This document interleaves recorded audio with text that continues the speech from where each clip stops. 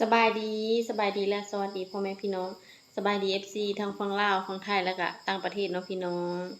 มื้อนี้เฮาก็สิไปก้านแมงขนูนเนาะพี่น้องสาวคำสิไปก้านแมงขนูนไปกับสาวที่แล้วก็ไอ้ตันเนาะพี่น้องไปก้านแมงขนูนอยู่พู้นล่ะพี่น้องไปโคกพุ่นล่ะพี่น้องไปก้านแมงขนูนโตใหญ่พี่น้องเดี๋ยวไปติดตามกันเด้อพี่น้องว่าสาวคำสิได้บ่หรือจังใดเนาะพี่น้องเพราะว่าในโซงนี่ก็โซงแมงขนูนกำลังออกได้พี่น้องแถวบ้านสาวคำนะเนาะพี่น้องโซงนี่ก็แถวบ้านสาวคำนะฝนตก2-5แล้วพี่น้องแมงขนูนเริ่มออกโซงเนี่ยนะพี่น้องไปก้านเนาะสาวคำก็ไป2 คืนนี่แหละพี่น้องป้าพี่น้องไผว่างกะไปก้านแมงขนูนนำกันเด้อพี่น้องได้โคมกันเนาะพี่น้องเดี๋ยวสาวคำสิไปโซนเขาสาวที่แล้วค่ะเขาไอ้ตันเนาะเพราะว่าเขาไปท่าอยู่ทุ่งนาแล้วสาวคำสิลอยไปนะเพราะย่านน้องเอไปน้ำเนาะพี่น้องย่านน้องเออยู่ไปน้ำค่ะนะก็เลยลอยไปเนาะพี่น้องถ้าไปแม่งขนุนน้อยน่ะบินวิมาเชื่อยุ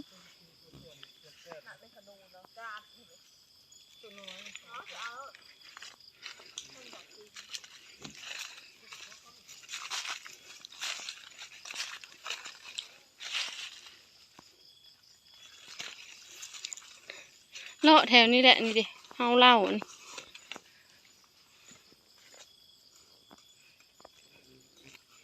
บินมาฮอดป่าแล้วพี่น้องตอนนี้เนาะย่างมาแต่บ้านกะไก่เติบเลยพี่น้องซึ่งนี่กะอาหารกะตัวน้อยจะเห็นหลายๆเนาะพี่น้องสาวคำมาใครก็บ่เอาแม่งขนุนน้อยทางมาไม้ก็เอาพี่น้องทรงนี้เนาะกะหายังกะโอ้เห็ดก็เห็นโตนึงได้นะ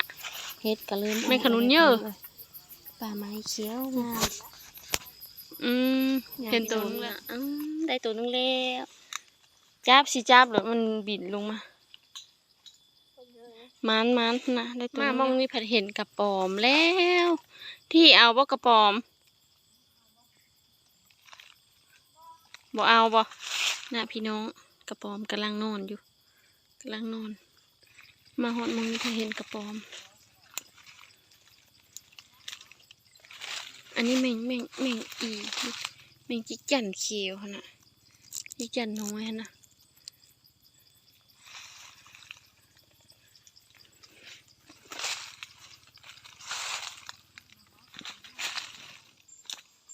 เห็นอยู่บ่เอาสะเล่าบัดนี้สะเล่าเก็บเลยน่ะพี่โอ้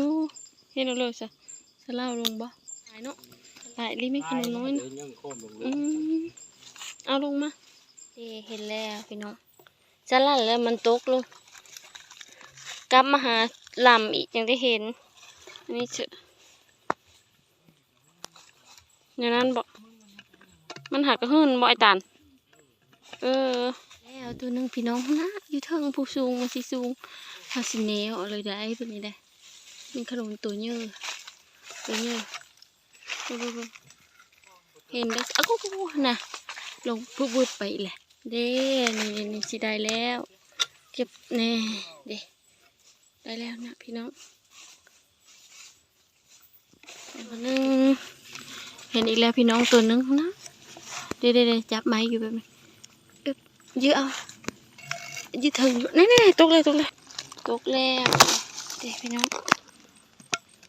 มาอันนี้งามอะไรพี่น้องนะ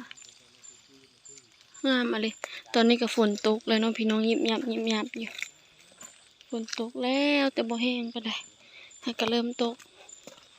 ผู้ไอตันเห็นพี่เลยเด้แม่งกุจี้บ่ไอตันแล้วตัวนึงสองคันเห็นแล้วล่ะเนาะหลายโตเนาะ2 3 4 โตผู้ได้นะ4 โตผู้นี่แต่ตัวเยอะๆนี่เชียวเดี๋ยวพี่น้องตัวนี้เนี่ยจับอยู่แบบนี้เดี๋ยวตัวน้องเริ่มเห็นแล้วมันตัวนั้นอยู่ทางพูน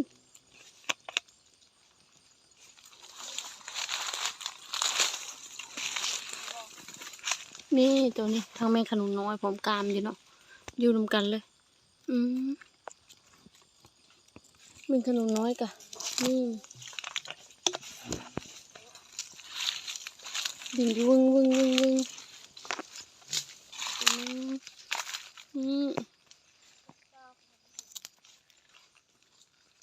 แม่ขนุนหาบุกก่อนที่ตัวนี้เห็นอีกแล้วอีกตัวนี้พี่น้องนะมันอยู่สูงเนี่ยตกมันตกกระป๋อมน้อยอีกแล้วกระป๋อมนี่พี่น้องเอาบอกกระป๋อมนี่เห็นอีกแล้วพี่น้องนะกุกนี่หลายตัวได้นะอยู่เทิงพวกกับพี่น้องนี่หลายแถวกุกตาวนะมันมักมีนะดิกุกนี่แหละเป็นขนุนมักมีดิกุกหน้า2 ตัวหลายแต่แท้พี่น้องนะเป็นขนุนนี่นะเห็นดีแล้วพี่น้องนะหลายแต่แท้ผู้ตัวนะกะ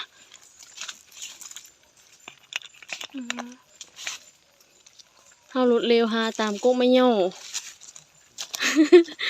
โอ้เดี๋ยวเยอะนะพี่น้องกุ๊กไม้พี่รถก็เร็วหาได้ค่ะบ่ได้เสืออยู่แล้วกุ๊กตาวเท่านั้นเนาะอันนี้เสือแมงขนุนนั่นกุ๊กตาวเสือกระป้ามอยู่ต้องยังหากุ๊กตาวแล้วปะนี้เนาะใช่เฮาตัวนี้อยู่ต่ำ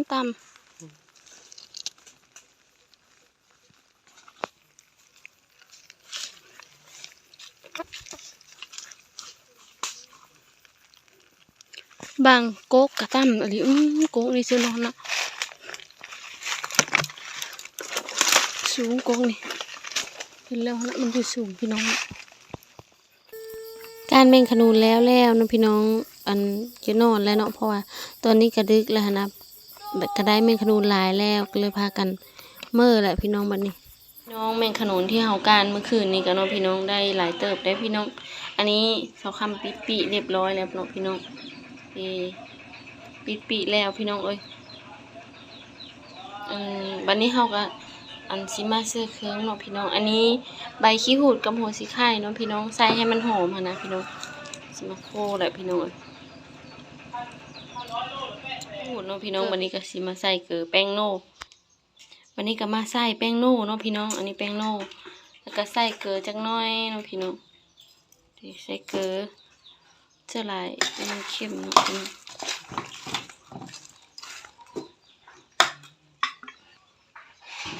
แม่กำลังล้างมะม่วงเนาะพี่น้องทรงนี้มะม่วงสุกหลายพี่น้องมะม่วงสุกได้เลยแบบนี้พี่น้องเพราะว่าเขาเสิร์ฟเครื่องครบหมดแล้วเด้ทั้งอันใบหัวชิไข่เนาะพี่น้องแล้วก็ใบขี้หูดพี่น้องม้วนเป็นการคืนนี่นะแมงขนุนนะหลายพี่น้องคนกับไปลายละแต่แมงขนุนก็หลายพี่น้อง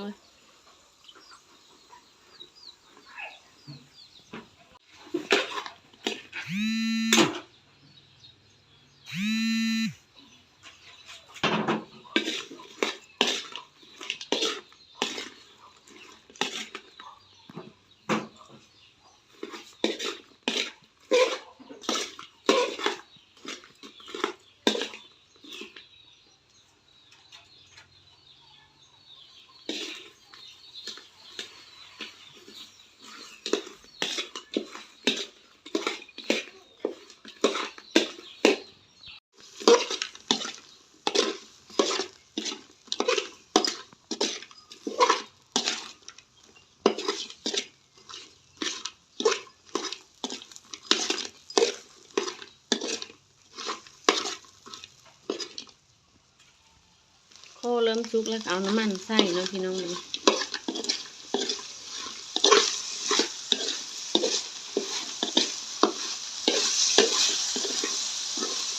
แล้วพี่น้องตอนนี้ก็เนาะนี่มีแต่ตัวไข่เลยพี่น้องทรงนี้แมงขนุนไข่แล้วพี่น้องสุกแล้วสิใส่ถ้วยเลยเนาะ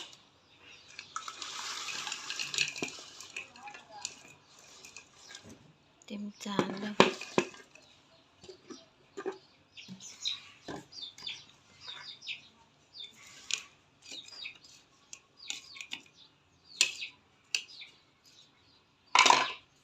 เด้พี่น้อง